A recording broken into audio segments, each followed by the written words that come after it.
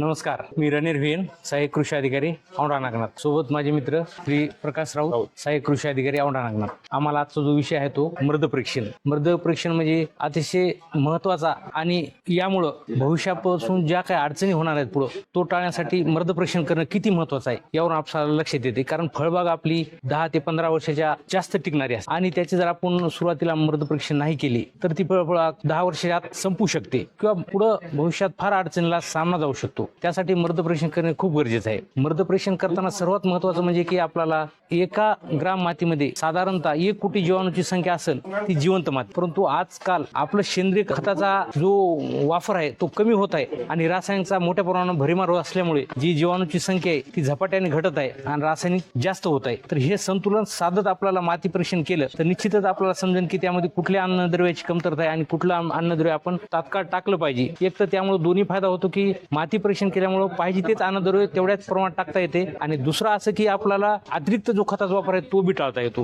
त्यामुळे मृद परीक्षण करणं महत्वाचं आहे. आता ते मृद परीक्षण करताना सुरुवातीला आजचा हंगाम म्हणजे मे मध्ये पीक लागवडीच्या अगोदर जर आपल्याला मृद परीक्षण करायचं असेल तर 1 एकरचं क्षेत्र आपण गृहीत धरलं तर 1 एकरच्या क्षेत्रामध्ये 4 कोपऱ्यात मध्ये किंवा झिगझॅग पद्धतीनं खड्डे घ्यायचे. खड्डे घेत असताना खड्डे असे घ्यायचे की वरच्या थरापासून खालच्या थरापर्यंत माती आली पाहिजे. जर व्ही आकाराचा खड्डा घेतला तर वरचा थर तर खालचा थर पूर्ण माती त्या ठिकाणी आली पाहिजे. हे जर आपला नमुना फळबागेसाठी घ्यायचा असेल तर 1 मीटर पर्यंत आणि इतर पिकासाठी घ्यायचा असेल तर साधारणतः 30 ते 40 सेंटीमीटर पर्यंत घेतलं तरी चालतो. परंतु एवढं लक्षात ठेवायचं की वरच्या टोकापासून खालच्यापर्यंत माती आली पाहिजे. जेव्हा सर्व माती एकत्र होईल मातीचा एकत्र झालेली माती भाकरीसारखी एक करायची आणि त्याचे 4 समान भाग करायचे. 2 समोरचे भाग वळवायचे, 2 ठेवायचे. असं करत करत साधारण त्याची अर्धा किलो माती राहील इथपर्यंत झाल्यानंतर एका कापडी पिशवीमध्ये भरायची. त्या कापडी पिशवीला शेतकऱ्याचे नाव, गट क्रमांक, गाव तसेच बागायती क्षेत्र तसंच घेतलेल्या अगोदरचं पीक आणि पुढं कोणतं पीक घेणार असं सर्व नमूद करायचं आणि तो नमुना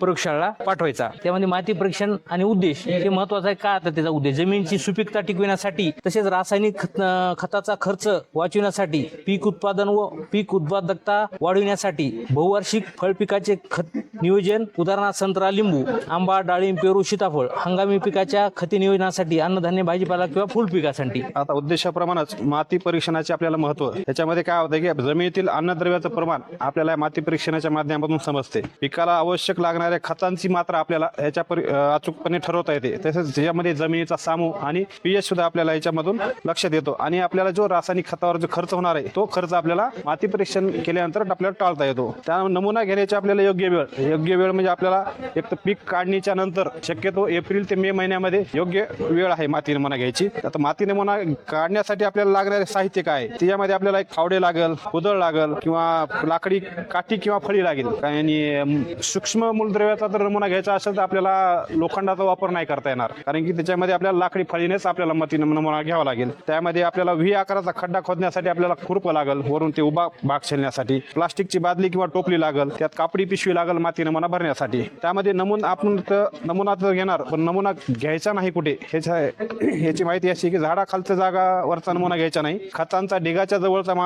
नमुना घ्यायचा नाही किंवा पाणी साचलेल्या जागेवरचा नमुना आपल्याला घेता येणार नाही. शेताच्या बांधापाशी जवळून 20 फुटाच्या अंतराच्या पुढचा नमुना घ्यायचा आपल्याला, बांधाजवळचा घ्यायचा नाही. विहीर किंवा गोट्याच्या जवळची जागा नाही घ्यायची. सेंद्रिय खत किंवा रासायनिक खत टाकलेलं असेल ती जागा नाही घ्यायची. नांगरणी केलेल्या जमिनीचा नमुना घ्यायचा नाही आणि जनावरे बांधलेल्या जागेवर घ्यायचा नाही. कुटार किंवा मग वाळलेली आयचण वगैरे जाळलेली जागेवरचा नमुना आपल्याला घ्यायचा नाही. तर नमुना घेण्याची पद्धत कुठली आहे की आपल्याला एक तर झिगझॅग पद्धतीनं नमुना घ्यावा लागेल किंवा मग एक्स आकाराच्या पद्धतीप्रमाणे आपल्याला एक 8 ते 10 ठिकाणचे नमुने घ्यावा लागेल. त्यामध्ये आपल्याला व्ही शेप आकाराचा खड्डा खोदावा लागेल, इंग्रजी व्ही शेप सारखा. त्याच्यामध्ये आपल्याला अन्नधान्य पिके किंवा भाजीपाला पिके जर घ्यायचे असतील तर एक 9 ते 9 इंचापर्यंत आपल्याला नमुना घ्यावा लागेल. फळबागेसाठी जर घ्यायचा असेल तर आपल्याला एक 18 ते 20 इंचापर्यंत आपल्याला नमुना घ्यावा लागते. नमुना घेताना आपल्याला जवळपास प्रत्येक ठिकाणाहून आपल्याला एक 2 किलो माती जमा करावं लागेल. अशी एक 4 ते 5 ठिकाणचा माती जमा करून एकत्र करावं लागेल. आता याच्यात आपण जेवढी माती 4-5 ठिकाणावर माती जमा केलेली आहे त्या मातीचा आपल्याला एक